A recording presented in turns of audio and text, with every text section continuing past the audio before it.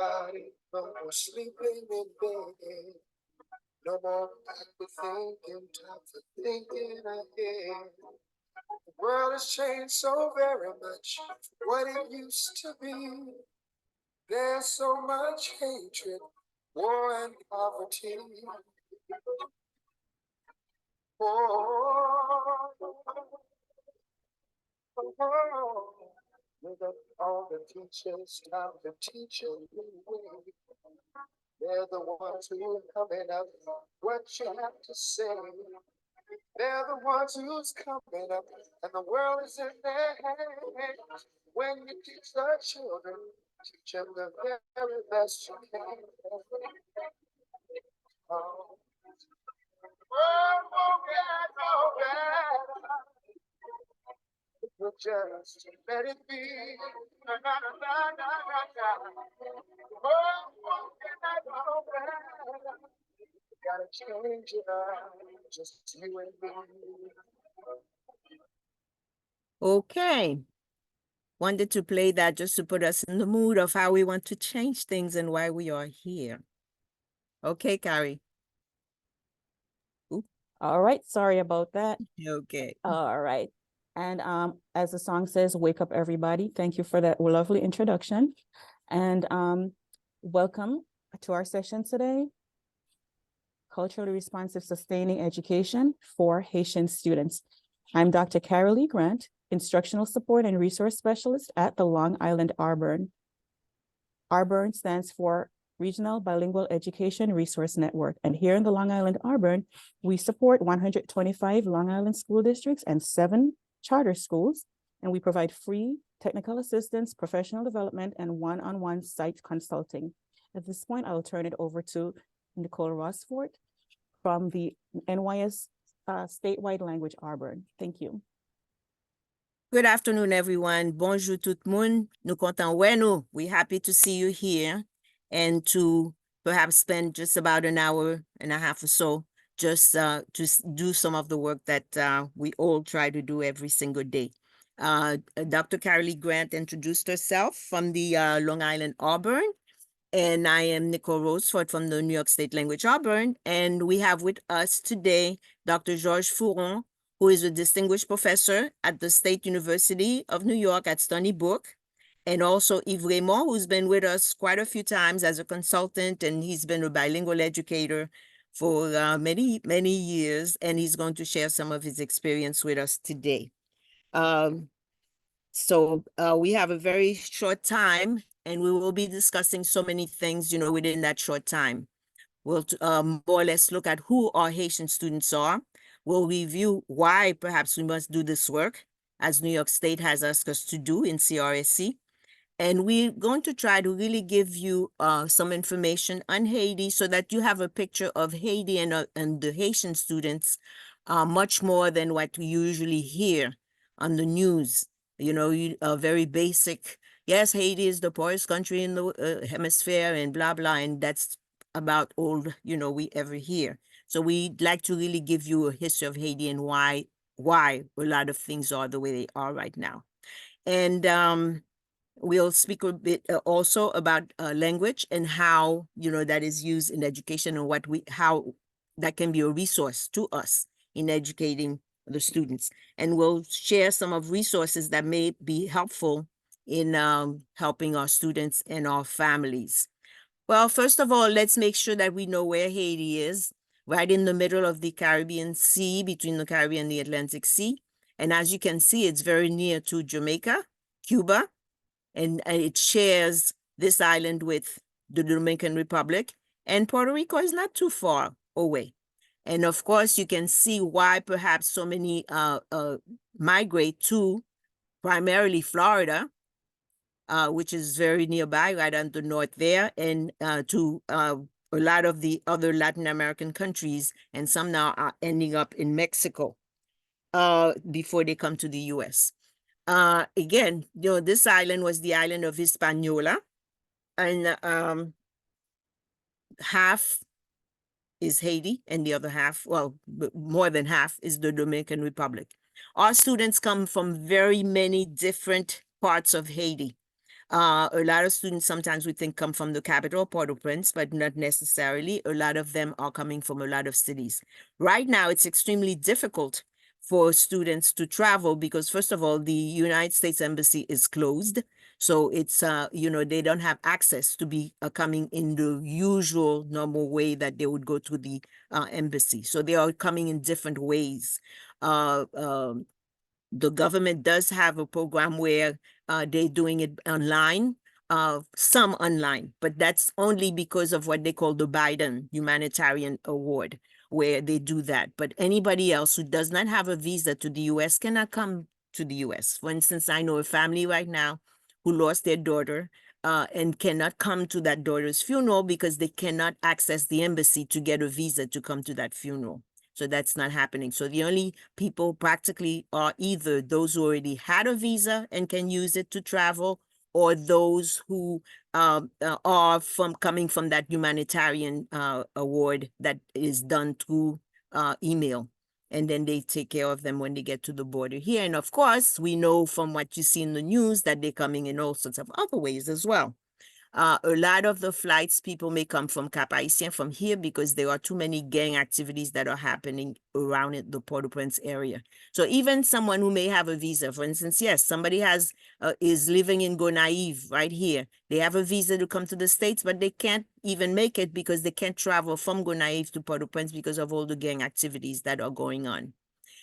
So it's a very, very tense situation. What kind of schools are our kids coming from? Well, they may be coming from a school that's just in the countryside and, have this kind of environment, or they may be coming from a school that's a regular school that's built. You can see one of our, Yves is right here where we visited this school. This is a school in Port-au-Prince. So they may be coming from different types of schools. So when you see kids, not all of them are safe, not all of them or at the level that they should be, depending on the types of schools that they maybe have had a classroom just like this one, or they may have a regular classroom that we are used to. Okay, so we have to remember that these kids are coming with all sorts of experiences, but everyone is really interested in education because they know that education is the key to really having any type of opportunity and really to go forward. So luckily, some of them may come from a classroom like this that does have certain elements of what we know, that a regular classroom would have. But nevertheless, all of these children are learning in some way. But of course, we know that's not going to be at the same level as everybody else. So I wanted to have you to have a picture of where the kids are coming from. We have classrooms, yes, that use a smart board, that have a computer room. Some classrooms, some kids may have had that opportunity, but some of them may not have had that opportunity. When we take a kid, who came from this environment, who may have come from a classroom like this, and then we even to give them the first test, the nicety, and we're saying that we're going to do it on computer. Well, good luck on that one. We're going to see what happens. Okay, so we have to remember where our kids are coming from and what experiences that they have had. One of the things you can see that most of the classrooms they come from are very crowded classrooms. Lots of students in one class. Some of them are lucky enough to perhaps have the modern way of having one-to-one and having being assessed for whatever needs that need to be identified. But most of our schools, are, and I should say that perhaps 85%, 90% of schools in Haiti are private. They are private schools and they are not public schools. Although the Constitution calls for public education and that everyone should be able to access education. But that's, things on paper and things in reality are two different things. And you'll see why as we move along. And again, when I say that private schools, these are schools who may be what they call congregationist schools, the Catholic schools, Protestant schools, from the different religions or from NGOs or private people who just open schools. So again, you're going to have a gamut of different types of schools there. Okay, so basically, the system itself is more or less practically the same as here. the elementary grades, the junior high school grades. Well, you know, here we have middle school or high, or 6, 7, 8, etc. But you know, practically the same. Secondary school, the same. They have one more year with the philosophy, which is like the baccalaureate in France. You know, that they have also followed that kind of system. So basically, it's practically the same grades. But again, what depending on the schools that the student attended, will definitely mean, okay, have they had really that type of education? Have they had the, you know, the mandated requirements of curriculum, you know, that they are really at that level, depending on, as you can see from the pictures I showed you, it depends on where they were sitting and what kind of schools that they attended. Okay, so next, where are they coming from? Where do they live? They may have come from a city. They may have come from the countryside, and they may have come from a crowded, very crowded city or a rural city.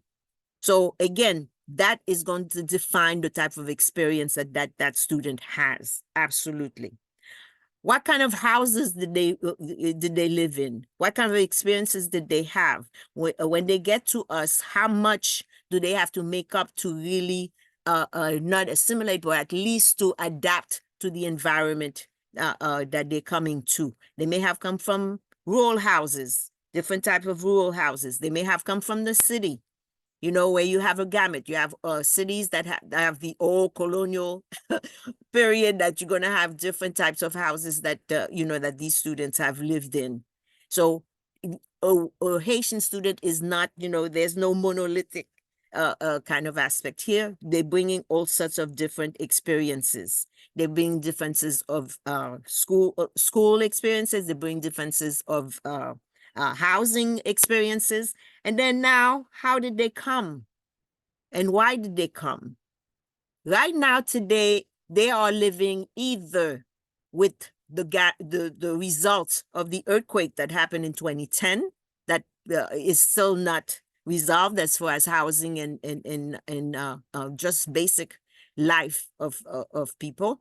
They are dealing with right now all the gang activities and the lack of government, real government, you know, right now in the city. You know, like we hear so much, and, you know, in the news, you see so much of other countries and what they're going through. Well, that's happening in Haiti as well.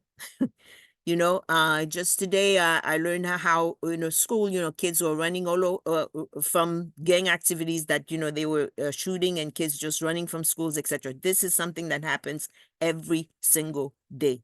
The kidnapping situation is just, you've heard some of it on the news, when there is maybe missionaries who were kidnapped, or families that went from Miami at one point, you know, to thought that they were just going to have some to visit their families there. They got kidnapped. The people there every day to go to work, to go to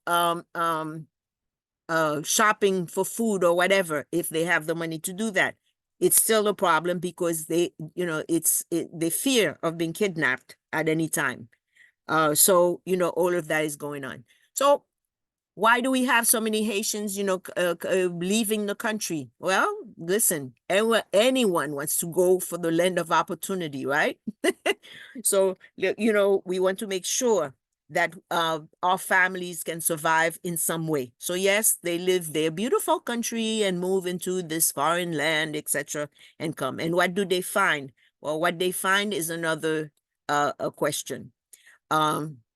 So basically, all families really want to get on the path of success for their kids and for their and for their family. And we hear those of you who have attended a lot of our immigration and migration workshops, cultural workshops, you've heard about the push and pull factors. And now there are different reasons that people come, and there are different situations that exist for them when they do come. Now, again, your students may come in different ways. Maybe some of them, their families came with these rickety boats that they try to survive to come. Some of them, you know, we hear about Texas and the migration in Texas. Lord have mercy that we've seen, excuse me for the expression, but that's what I think, you know, when I look at these things. How people were treated coming from the border. Now, a lot of our students may have come on these buses and arrived in New York City. Some of them have been sent to Long Island, to Buffalo, to Syracuse. We have Haitians all over the New York State right now. But also you have students who may just have come in the quote unquote regular fashion, you know, just get on a plane and fly to New York. Well, you're going to have some of these students who may have gone through that process, whether they came legally or illegally, or they came and they stayed, but you have all these students who may have just come from that kind of situation. And then you have kids who are born here. As we know, when we look at English language learner population, we know that a majority of our English language learners are born here. They are born here. They're not necessarily, you know, their parents may have migrated, but they have arrived to us, and they came from a hospital with their parents, right, from Long Island Jewish, from Brookdale Hospital, and they are also in our schools. So when we talk about Haitian students, we're talking about all of these kinds of experiences. And so that's what we have in front of us. So as far as providing culturally responsive, sustaining education, we have heard so much about that. And all this is coming from the fact that we, all over the United States, not just New York State, have looked at the inequities, you know, that exist. And we understand that we must do something about it. So if we wish for every student to have that equitable opportunity to thrive and to become productive citizens in the society. So we are asked to not only help students to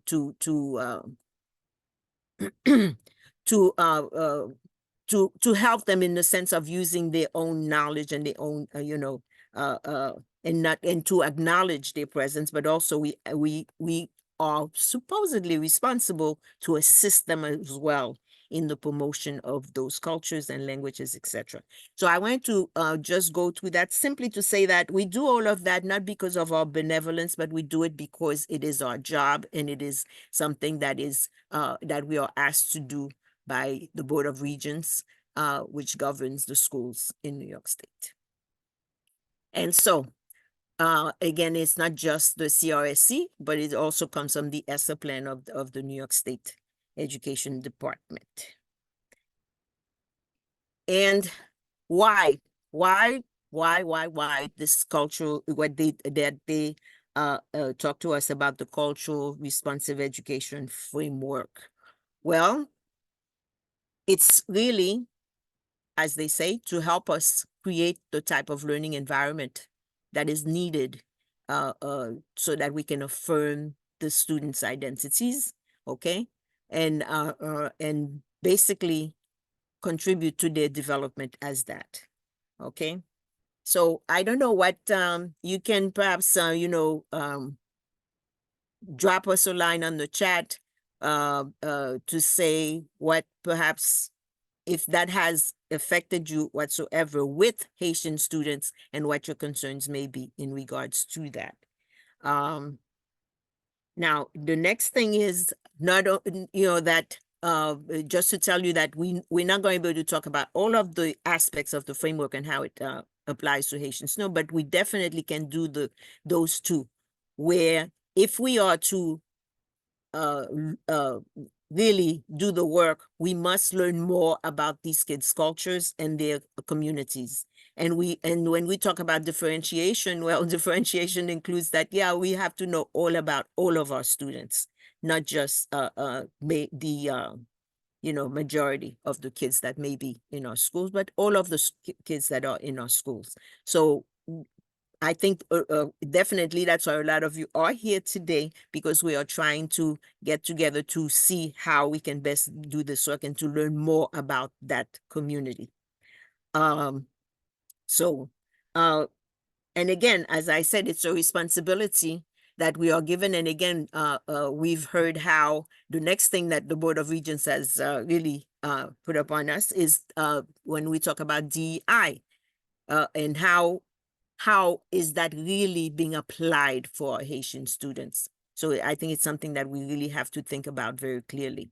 Okay, are we inviting them to the dance? Right? Are we letting them dance?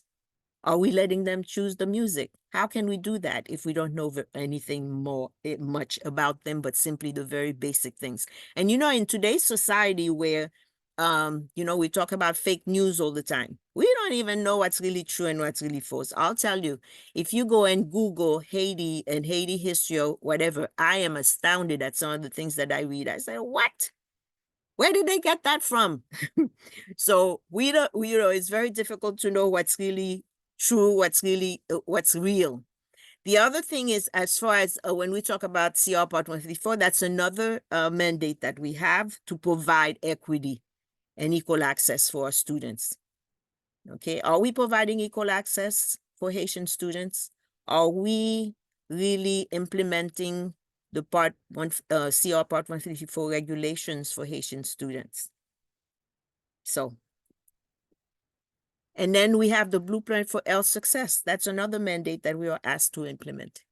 Okay, and it is not just those bilingual and administrators, teachers that are here, but it's everybody, all teachers and all staff. And it's not just for else, but it's for all of our students that need this opportunity. Because yes, it's important that I learn about Haitian students, but it's also important that I learn about Chinese students, Arabic, those who speak Arabic, those who speak Bengali. It's important that I know these students, I know their communities, and that I know how to apply that. And then it is the responsibility of the district to ensure that we address their needs. And it is also the responsibility of the district and the school to help all of us to learn more so that we can support and deal with that.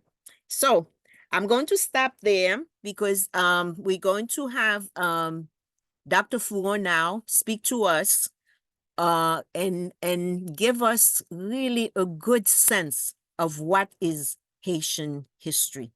And the real thing, not what you're going to find on Wikipedia that may be questionable, some of the things that you will read. Okay. So, Dr. Fouron, I'm going to stop sharing here to give you a chance to give us a real idea of what is Haitian history in reality. And what do these students really need to know? Okay, thank you for inviting me to this important conference. And I'll do my best to present the true reality of Haiti as a society from the colonial period to the present time. So I am from Haiti. I grew up in Haiti. I went to school in Haiti from kindergarten to the university level. I am familiar with the educational process in Haiti. And I migrated to America and I went to school to get my degrees, and I'm now a professor at Stony Brook University I've been there for a number of years that I don't want to, how many years I've been in there. All right. So my question is, how and why a nation that was hailed as the hope of oppressed populations around the world has descended into chaos and destitution? And what you are seeing here is a result of the 2000 earthquake that destroyed Port-au-Prince. And that was a national palace on top. And at the bottom, you have a broken structure indicative of the transition that Haiti has been experiencing for over 200 years. My presentation will be as follows. I will speak about Haiti's position in 3 world systems and 12 major paradoxes. The first world system, 1697, 1804. 1697 is the date at which France obtained the western part of Hispaniola that they named Saint-Domingue. And the second part was left to Spain, and they called it Santo Domingo. And you can see the similarity of the names of the 2 parts of the island. Of course, the Dominican Republic has the major portion of the island and the flatter portion of the island. We have most of the mountains on the west, and of course, that will affect agriculture, that will affect production. The second world system is 1804 to 1915. 1804 is the date at which Haiti became an independent country after defeating the troops of Napoleon with the help of a number of Haitian and Polish soldiers who were part of the expeditionary force that Napoleon sent to the colony to repress the rebellion. And when the Haitian and the police soldiers came to Haiti, and they asked the slaves, why are you revolting against France? France is considered to be the land of freedom, equality, and fraternity. And the Haitian slaves explained to the police soldiers, those are the reasons as to why we're fighting against France. And many of the police soldiers, after they had heard the reasons as to why the Haitians were fighting against France, decided to change side. They abandoned the French troops and joined the slaves to fight against France. And after the revolution, there was as we see later on, there was an issue, because after the slaves had defeated the French, the notion was that no white person should set foot on Haiti because they would be suspected of allying themselves with France. And the leader of the Haitian nation asked the police soldiers, now we have defeated France, thank you for your help. I think now you should go back home to your country. And the police soldiers told the Haitians, you know something?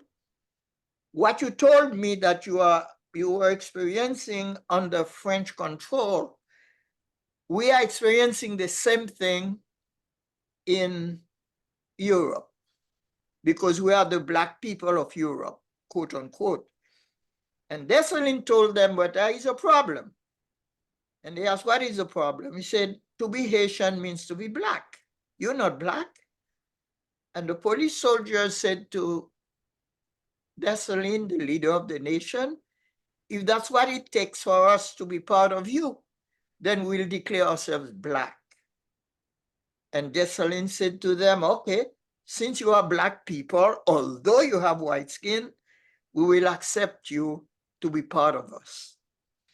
And the police, the descendant of the police soldiers in Haiti are still present. As a matter of fact, when John Paul II visited Haiti, he visited their communities to reconnect with them as Polish individuals. The third world system we will look at is 1915 to the present, the era of American dominance over Haiti. So the first world system, between 1697 and 1804, Saint-Domingue, who was the colonial name of Haiti, was the wealthiest of the colonies, although it was small, although it was very mountainous. But the French managed to make it very wealthy by exploiting the natural resources of the island, that part of the island. But yet that prosperity was fueled by slavery. As a result, the colonial social hierarchy was very oppressive. So it was constituted as follows: the French colonialists at the top, both those who were sent to the colony to rule the colony, and the plantation owners, they were on top. The mulattoes were in the middle, and the mulattoes are the result, most of the time, of the rape of the female slaves on the plantations. Since the slaves were the properties of the plantation owners, they had a right over the lives of the female slaves on the plantations. And when they saw a young female slaves, they would want that slave as their concubines, and they would force her to go to bed with them. They did that with, even when they were in relationship with other slaves, they didn't care. And they would have those mulattoes who would be the progenies of that relationship, forced relationship between the plantation owners and the slaves. And of course, at the bottom of the social structure, you have the slaves, and they were known persons during the colonial period. But what is strange is that in 1779, 750 Haitian slaves, freedmen, and mulattoes volunteered to fight in Savannah, Georgia, for American slaveholders' freedom. It is inconceivable. It doesn't make sense. If you are a slave, to go fight for the freedom of white slave owners. But that's what they did. And they helped America reconquer Savannah, Georgia. And there is a big monument right now in Savannah, Georgia, to recognize the contribution of the slaves and the mulattoes during the American Revolution. And the funniest thing is that after they had done so, they returned to the colonies and they took the second-class position in the colonies. They were not rewarded for their efforts in any way, shape, or form. And for me, it's the first paradox. And then the Haitian Revolution that had begun in 1791 was raging on. During the revolution, there was a massive migration of French slaveholders who forced the slaves to migrate with them. Some mulattoes who didn't agree with the revolution also migrated to the United States. They were all over the United States, on the East Coast, in Philadelphia, in New York, but the majority of them went to Louisiana. And after the success of the revolution, many Haitians also decided to leave because they were not in accordance with what had happened during the revolution. They wanted to stay under French control. So you could probably, you've heard about Pierre Toussaint. Pierre Toussaint was one of those refugees in New York. And the story is his story is very interesting. When his masters, his owners, brought him to New York during the Haitian Revolution, of course, his owners were destitute. They lost everything during the revolution. But he had skills, and his skills was he could do hair. So he started to do hair for wealthy white women in New York. And his owners told him that in reward for the support he was providing to them, they wanted to give him his freedom. Interestingly enough, he told them, God had created me to be a slave, and I don't want to be free. And he remained a slave till the end of his life. And now the Catholic Church is in the process of naming him a saint because of that sacrifice of his life he did for his former masters.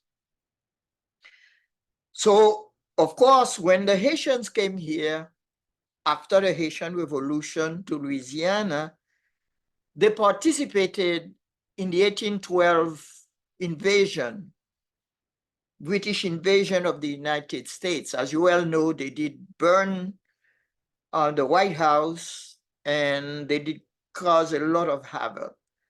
But in Louisiana, the Haitian immigrants participated in the struggle, in the Battle of New Orleans, to free America from the return of the British who wanted to reconquer that territory. And American authorities sought the loyalty of battle-hardened Black soldiers like Colonel Savary, a Haitian refugee, as British forces threatened to invade New Orleans and take the Orleans back from the United States. Thereafter, renowned Haitian refugees or descendants of refugees, including Louis Victor Séjourné, Michel Céligny, Camille Thierry, Armand Lanus, and Rodolphe Desdunes, became famous writers and musicians in 19th century New Orleans after fighting to save the city and to consolidate US control over that city. The Haitian community in New Orleans also contributed to the development of the city press, assisting in creating the first bilingual French-English newspapers in New Orleans. These exiled people, they entered into agreement with the former, as you well know, Louisiana territory was owned by the French for a long time. And during the revolution, when Napoleon needed resources to fight against the Haitians, he approached the president of the United States at that time and told him that he was willing to sell New Orleans. The Louisiana territory is not the Louisiana state as we know it now. It was more expensive than that. And Jefferson leapt at the opportunity and bought the Louisiana territory. So this part of the United States that is under US control now is owned by the United States because of the Haitian Revolution. In addition to that, they were active in the development of Freemasonry in the territories. The 1795 slave revolt in Point Carré parish of Louisiana, one of the largest and most significant in the United States, was initiated by Haitian immigrants in Louisiana. Louis Benoit, a free immigrant from Saint-Domingue, was banished for life from Louisiana following the revolt because they accused him of being influenced by revolutionary ideals in the territory. Colonel Savary and other Haitian immigrants remained committed to the French Revolution's ideal of liberté, égalité, fraternity, and aided insurgents such as Bolivar and Miranda in the efforts. Haiti also aided Bolivar and Miranda in the efforts to establish the independent republics in Latin America. Countries like Venezuela, Colombia could not have been independent without the help of the Haitians, because they came to Haiti. Bolivar and Miranda came to Haiti asking for help. However, after securing Grand Colombia's independence, Bolivar failed to fulfill promises he had made to Haitians regarding the abolition of slavery and the extension of rights to slaves. Because he was influenced, the United States were totally opposed to the freeing of the slaves at that time.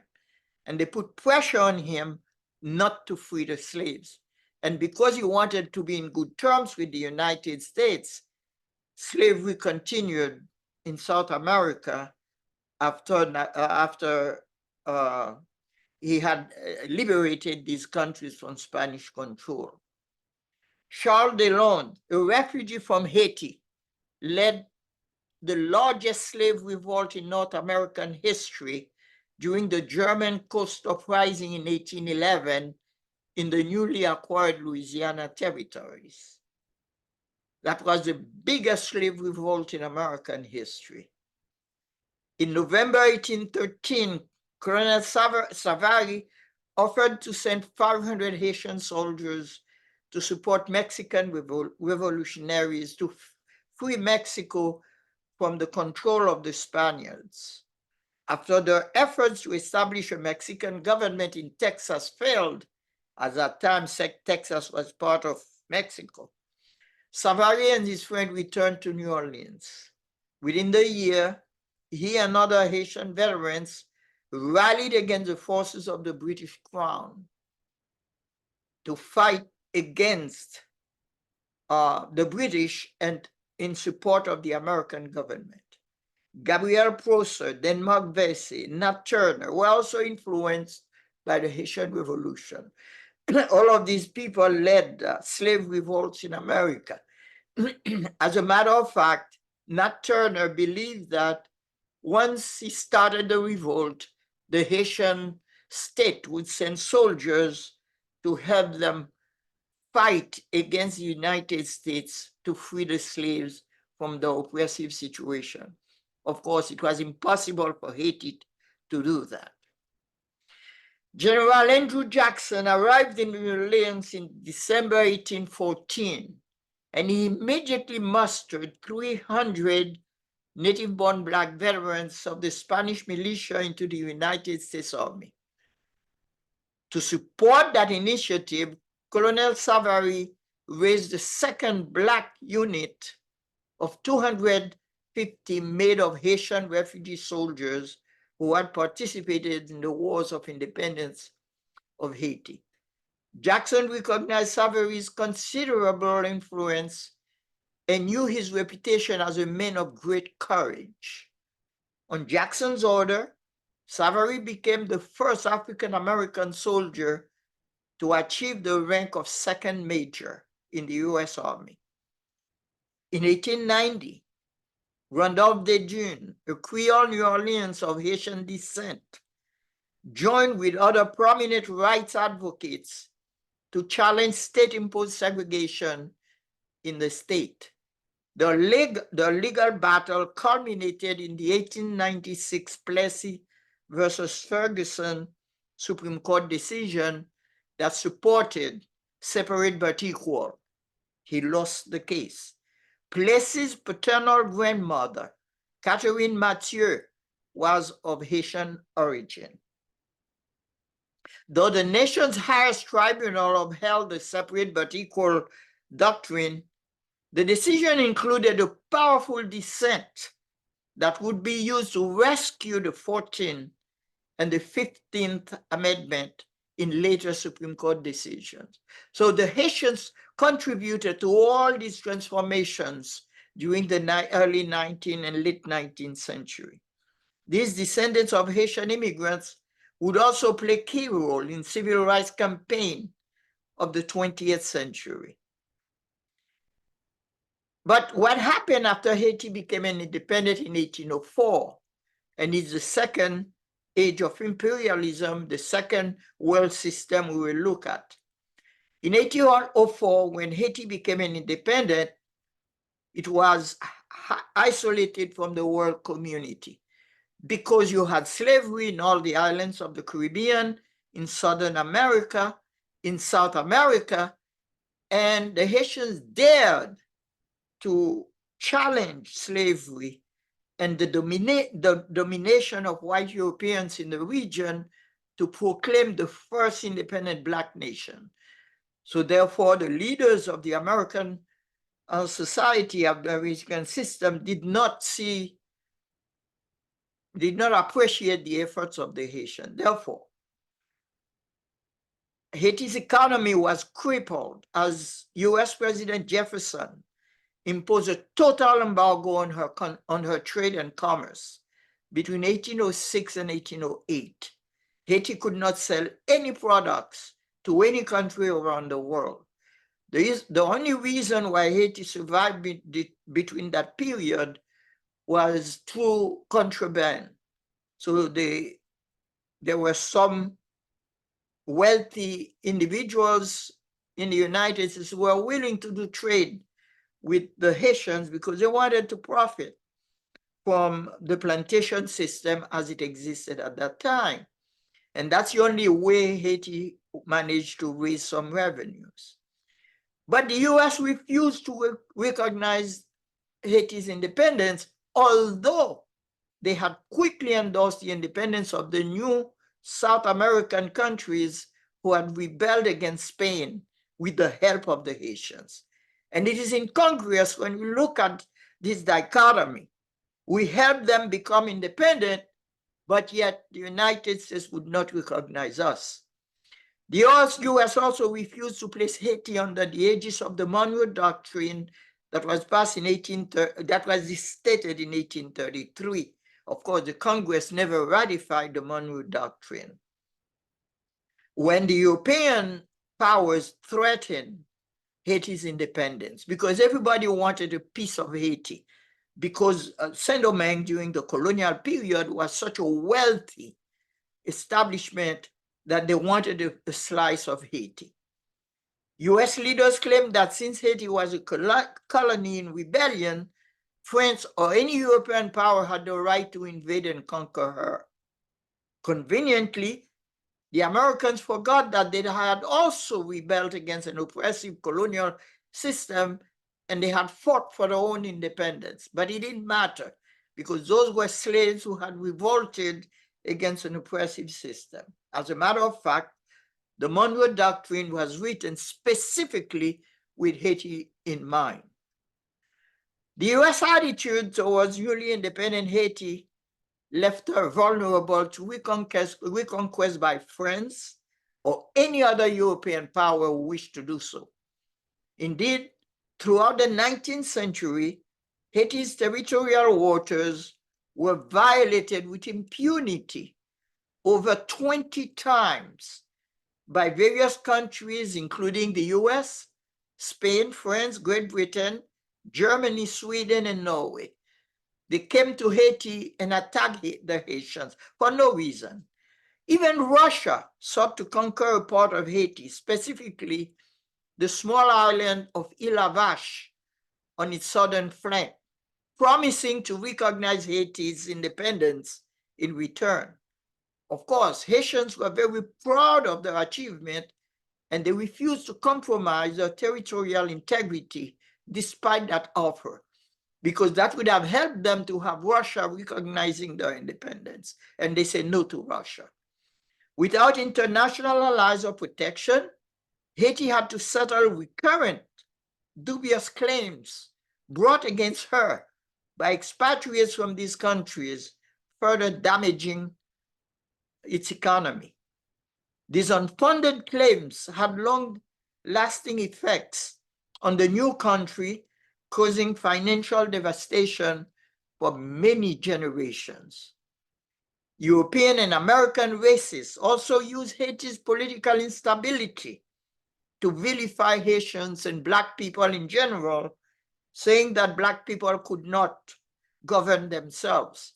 They needed white people to come and salvage them and rule over them for them to have law and order in their country. As a result, Haitian writers and intellectuals took on the role of defending all Black people against such attacks.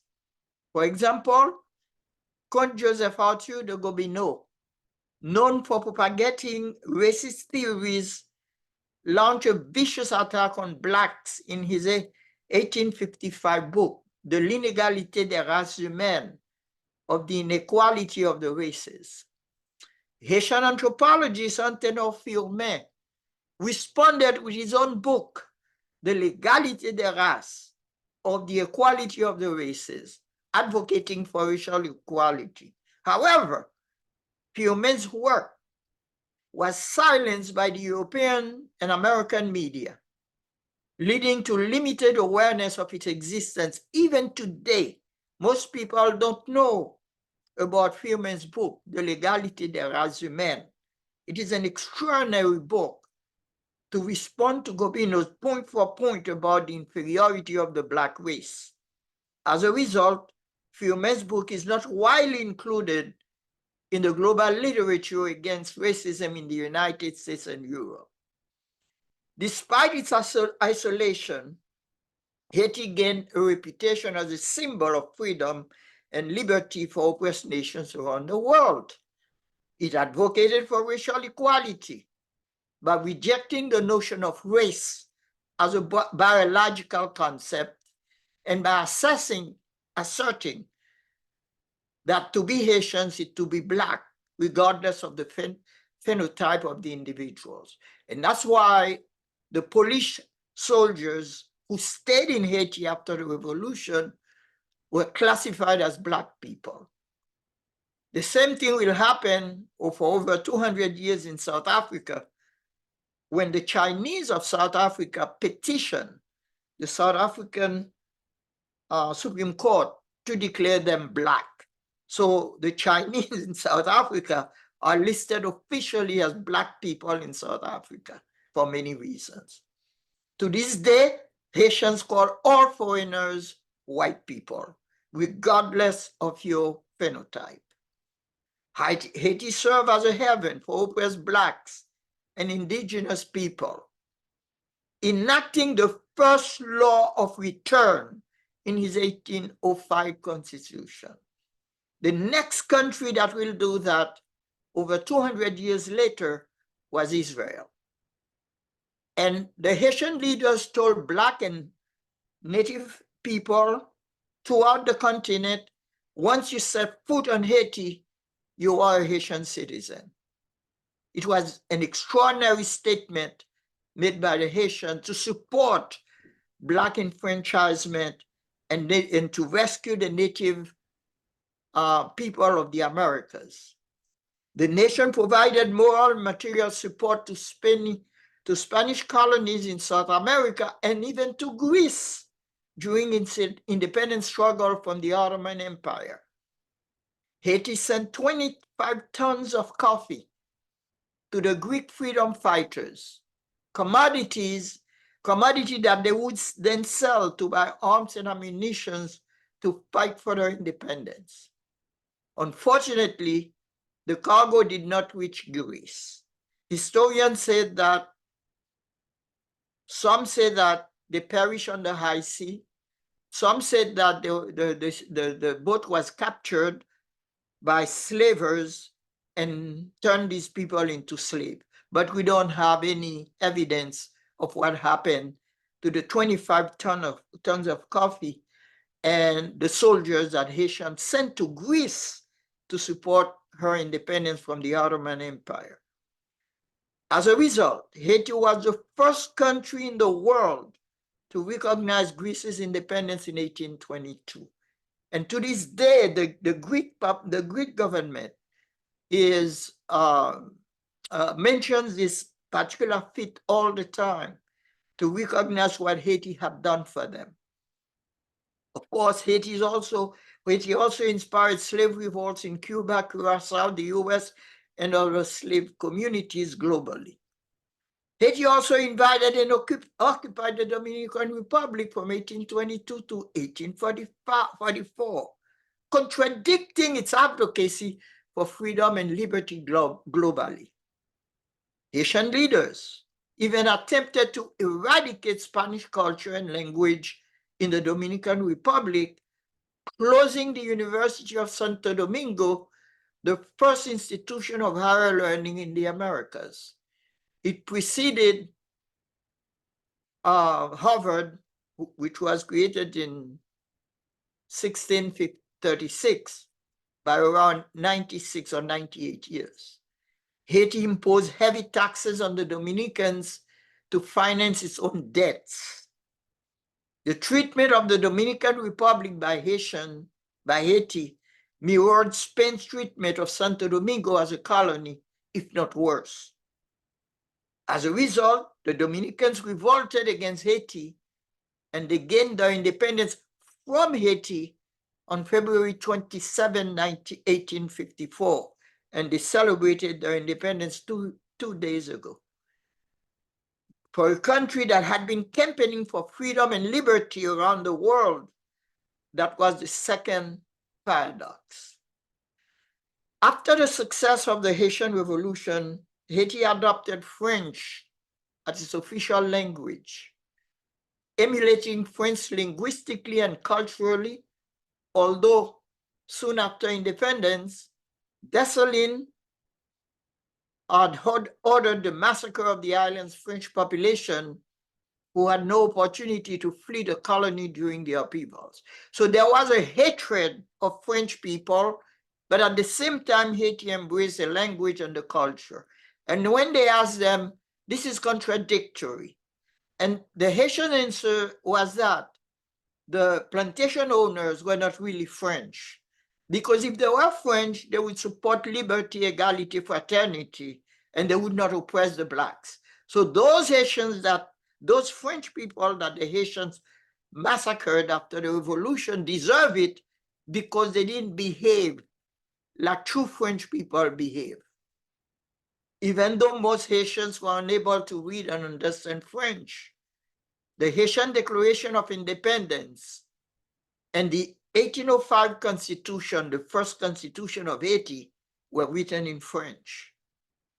Even the founder of the nation, Dessalines, and most of his generals could not read or understand French because they were slaves. They spoke Haitian Creole.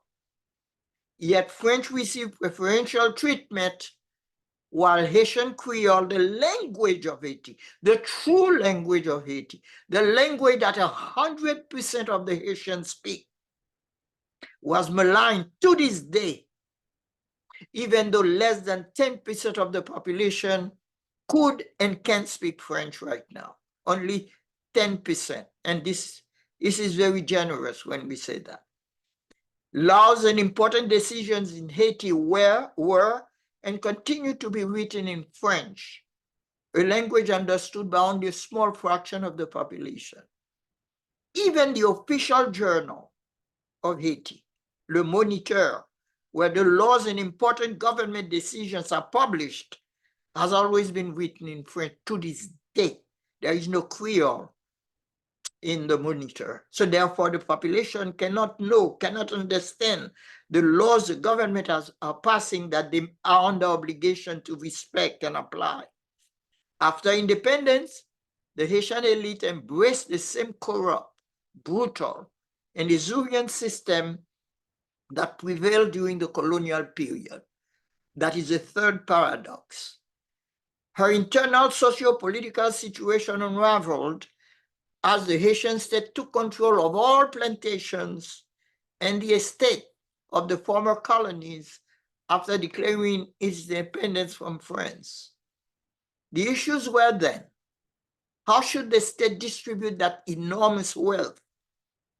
Because the total territory was controlled by the Haitian state, which is different from what happened in America after the American Revolution, because the slave owners continue to control the plantations, and there was the total reversal of the social order in America after the American Revolution. The opposite happened in Haiti. The total territory became state ownership. And the question is, who should inherit the plantations? Some of the heirs of the plantation owners tried to reconquer the territories. And Dessalines told them if they set foot in Haiti, he would kill every single one of them. So they back off. Dessalines is assassinated in 1806, only 2 years after declaring Haiti's independence. And the land issue is one of the important issues. Who should get the lands that caused the people to kill him? Yet, the state failed to investigate the authors of the murder and the reasons why he was murdered. Historians have conjectured as to the reasons why he was murdered and who initiated that cabal to kill him. Soon after Dessalines' assassination, the country is divided into three nations. And then in 1811, into two, a kingdom in the north with Henri Christophe as his king, and a republic in the west and south. Competition among the factions of the ravenous elite for the spoil of power instituted a state of chaos and instability that still prevails today. And that's a fourth paradox. While Haiti continued. Dr. Fouron, I'm afraid that we'll run too much out of time, so perhaps we can move a little faster. We'll give you another 5 minutes, okay? Okay. Thank you. So the point is, after the revolution and what happened, we have a situation of impunity that established itself in the country, where the elites, instead of applying the laws and respecting the laws, use the states as a means to enrich themselves. So we will, of course, we talk about the fourth paradox, which was what we call the politics of doublure, or government by understudy, where they put Black people in power, but the real force, the real power behind the throne were the mulattoes and the foreign people who established themselves in Haiti. We have the seventh paradox, when the Haitians approach the French government to say to them, we are willing to pay you indemnity for the territories you lost, because you are afraid that if France decided to reconquer Haiti, the United States would not support them. And that's the seventh paradox. Of course, Christophe was against that. And they paid the French 90 million in gold francs, the equivalent of over $40 billion a year. And Haiti paid that debt in 1883, not in 1946, like many historians claim. And that's his fifth paradox. And the sixth paradox is the brutality and impunity that continue to reign in Haiti to this day. The the eighth paradox, well, we talk about the indemnity, we talk about the corruption and impunity. And the ninth paradox is that the Code Rural, the rural code that President Boyer passed, re-enslaved the Black people in Haiti.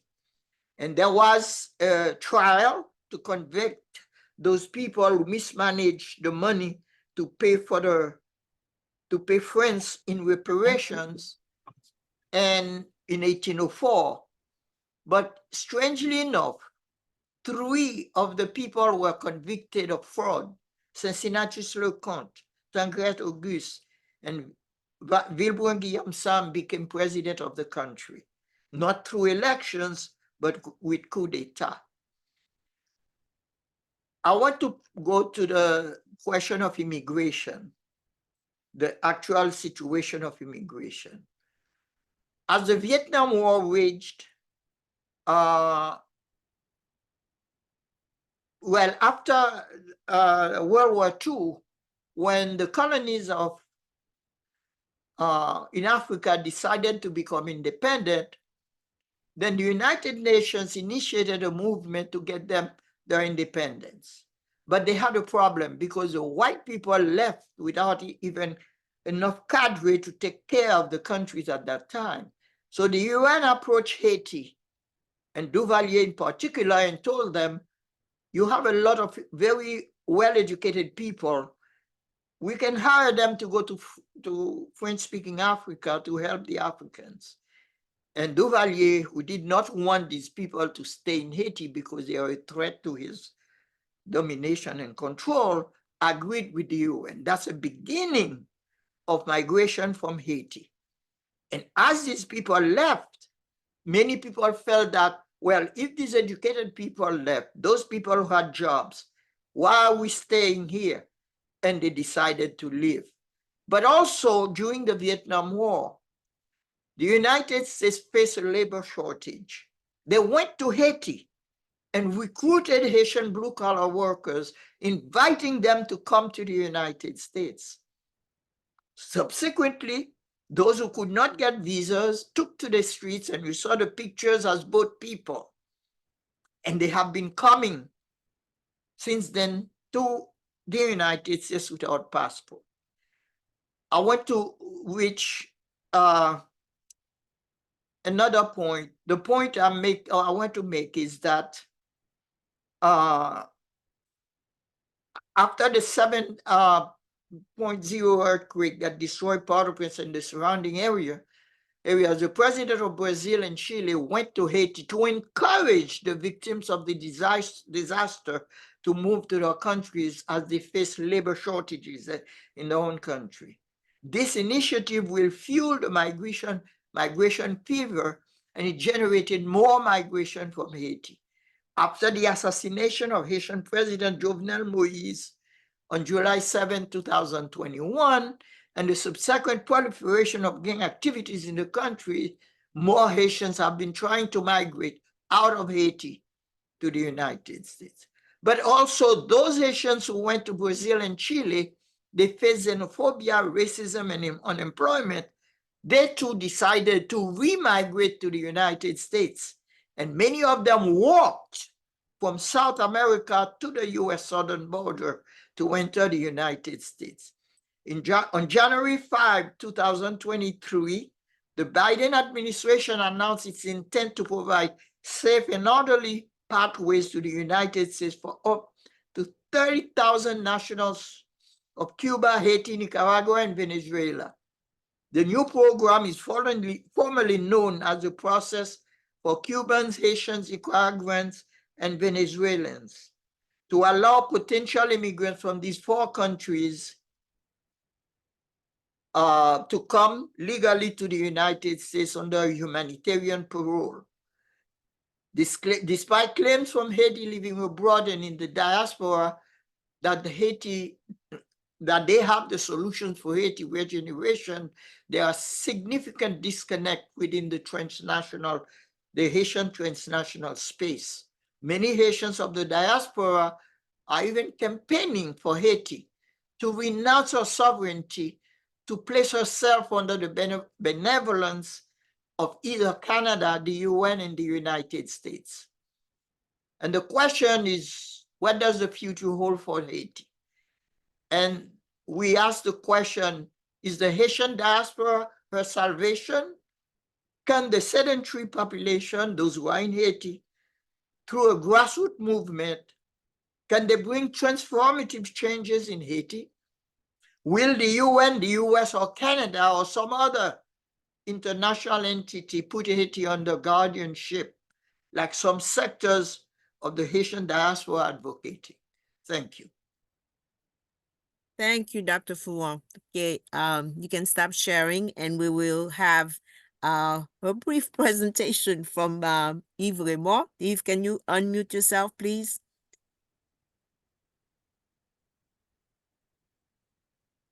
You still unmute, Yves. You need to unmute yourself. Dr. Fouron, would you please stop share? I'm trying to do that. Okay. How do I do that? All right. Oh, step So, share. Okay, hold on. I have it. Good. Okay. All right.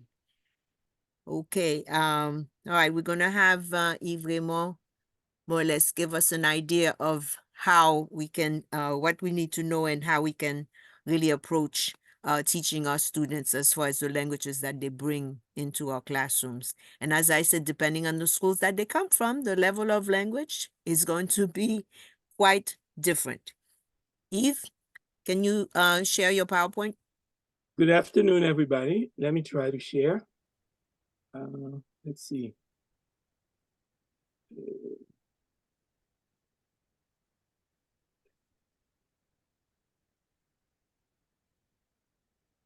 Can you see my PowerPoint? Not yet, not yet. Not Not yet. yet. Okay, let me see.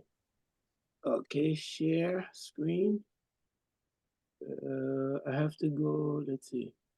While Yves is trying to do that, let me just say that we thought that it was important for us to really give you the real facts and real sense of where our students come from and with the rich history that they're coming from. And they may not even know it, but, you know, if we do, we can find ways, you know, to make sure that they affirm their identity in that way and that they know the real truth and not just what they just hear on TV. So we thought that was very important to do. Can you see my PowerPoint yet? Not yet, Eve. Let Let me see if going on.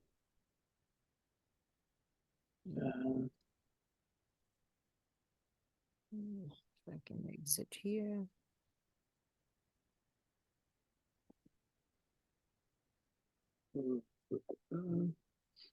Wait a minute. Can you put it up for me? Because I don't. I'm gonna try to reach it if I can. And while we wait on that, we've been having lots of conversations and affirmation in the chat. If you missed it, please take a look. If you have any additional questions, please feel free to jot them in the chat as well.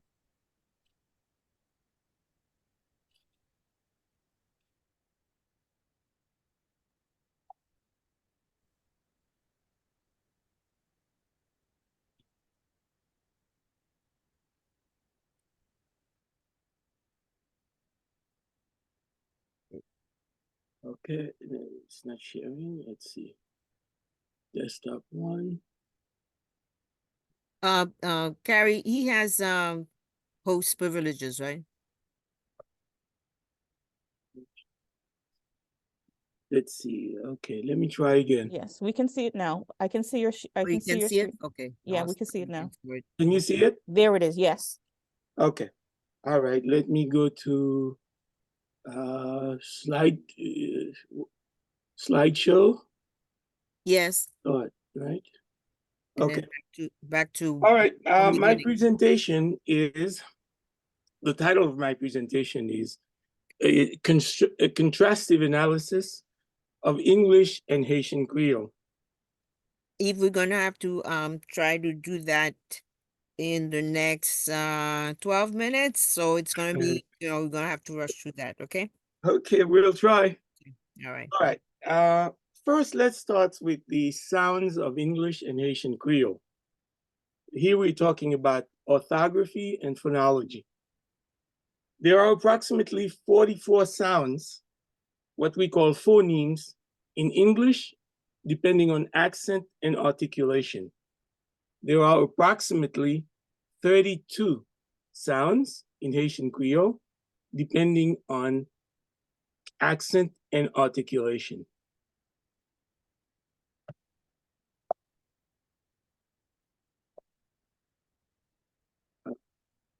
Next slide, let's see. Oh, wait.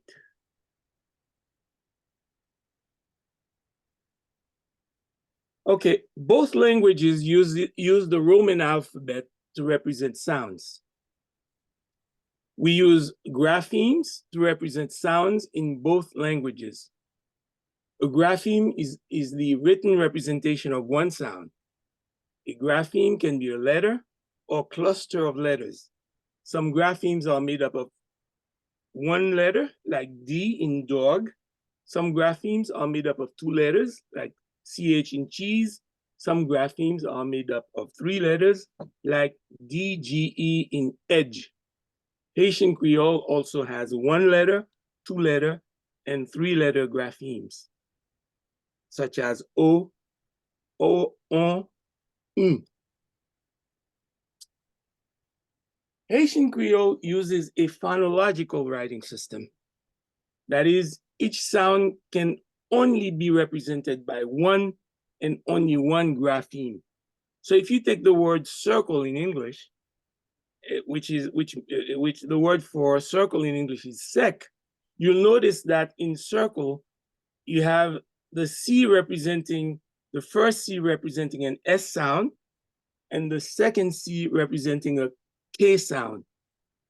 Whereas in the Haitian Creole word sec, S is the S sound is represented by an S, and the K sound is represented by the letter K. So there is a one-to-one correspondence between the phonemes and graphemes in Haitian Creole. Also, There are no silent letters in Haitian Creole. In English, by contrast, different graphemes can be used to represent the same sound. For example, you have cat, character, kit, and you have different graphemes representing the K sound in this case. In cat, you have a C. In character, you have a CH. In kit, you have a K. There are silent letters in English. Example, island, the S is silent. No, the K is silent. Pneumonia, the P is silent. Salmon. I mean, I've been to restaurants with my friends, and very often you'll hear my friends ordering, and they would say, "I want the salmon," and because the letter is there, why not say it? You know, whereas it's a silent letter in this case. Most of the, I would say, consonants in English and Haitian Creole are the same. For example, you have the B sound, as in bag. Okay, many of the consonant sounds tend to be the same in both languages. Some consonants are not included here, either because they do not produce the same sound in the two languages, or they are simply not used in one language or the other. For example, the consonants C, Q, and X are not used in Haitian Creole. The consonant CH is not used in English. The Haitian J is pronounced, the Haitian J is pronounced as J, whereas the English J is pronounced as J. But the other consonant sounds, such as B, D, F, K, L, M, N, P, S, T, V, W, well, these aren't consonants. Up to V, V and Z are consonants, whereas W and Y are considered semi-vowels. But these are practically the same sounds in Haitian Creole and in English. Now, the short vowels are a source of difficulty for Haitian Creole speakers. It's hard for them to hear these sounds, and it's hard for them to produce them. For example, in Haitian Creole, there is no short A sound, like in cat, as, mat, etc. So a Haitian person, Haitian student, pronouncing these words might be tempted to say cat, as, mat. There is also no short I sound, as in it, kit, kiss, fit, in, etc. English learners of Haitian descent often substitute the long E sound for the short I sound. Therefore, they might pronounce fit and feet the same way. Beat, and bit the same way. Beach and the other one the same way. And that can use to some trouble, because when you use one in place of the other, there could be a little bit of a problem. There is also no short O sound in Haitian Creole, as in top, hop, mop. There is no short U sound, as in up, cup, puppy, duck. You might hear a Haitian student saying up, cup, puppy, duck.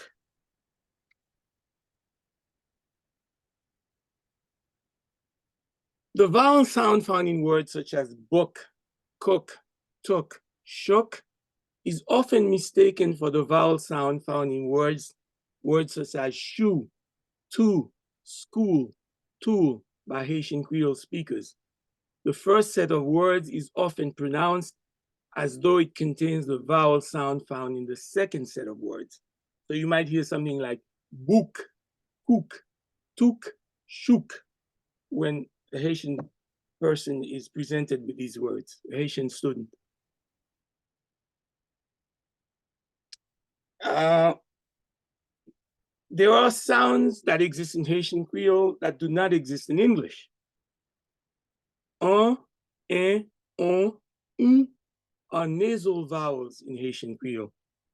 They are found in words such as pain, which means peacock, pain, bread, pont, bridge, ngan, voodoo priest. When these words are uttered, they produce a nasal sound. That's because the air that comes out of your lungs from their utterance passes through both your mouth and your nose. However, no distinct N sound is heard in their pronunciation. These Haitian vowel sounds have no equivalence in English. When A with the grave accent is followed by the letter N, it produces the sound found in words such as pan, van, etc. This sound, again, does not exist in English. The grave accent is used to show two distinct sounds, A and N, A and N, as opposed to the vowel sound un, which represents a single sound.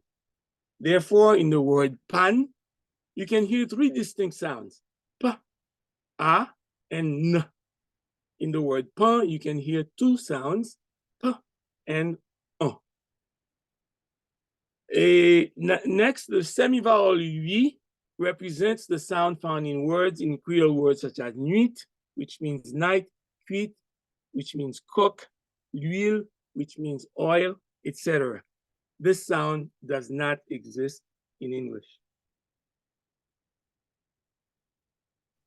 Yves, let me just say that we just have about 3 more minutes, for this part.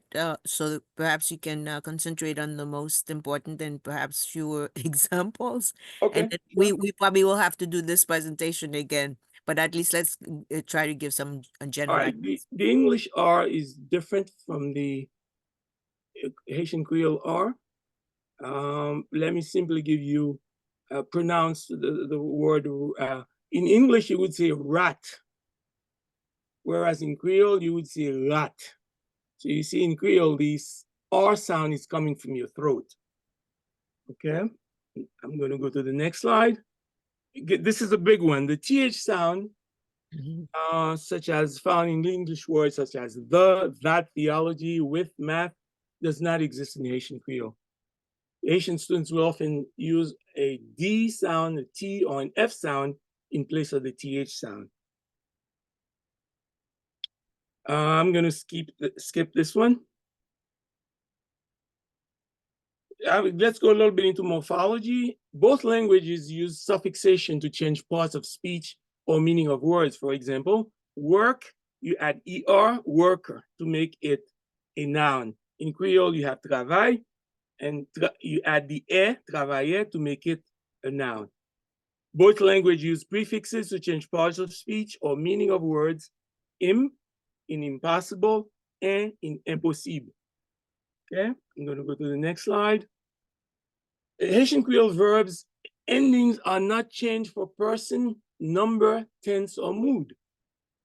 Various markers, te, tap, ap, a, va, ava, pral, te, pral, tapral, are used before the verb to indicate tense. Ma l'école chaque jour, I go to school every day. Nte à l'école hier, I went to school yesterday. While English relies extensively on passive morphology, Haitian Creole makes very little use of it. An English sentence such as the mouse is eaten by the cat would be rendered in Haitian Creole as chat la mangé souit la. The cat ate the mouse. Next. I could skip that. Well, even though there are a couple of points here that I think that are important. For example, the Haitian Creole words do not end in consonant clusters. For example, a word like artist would be in Haitian Creole artiste, exact, raffle, raf, table, tab. Syntax. There are commonalities with English. The basic word order in Haitian, in the two languages, is subject, verb, object. Let me go to the next slide.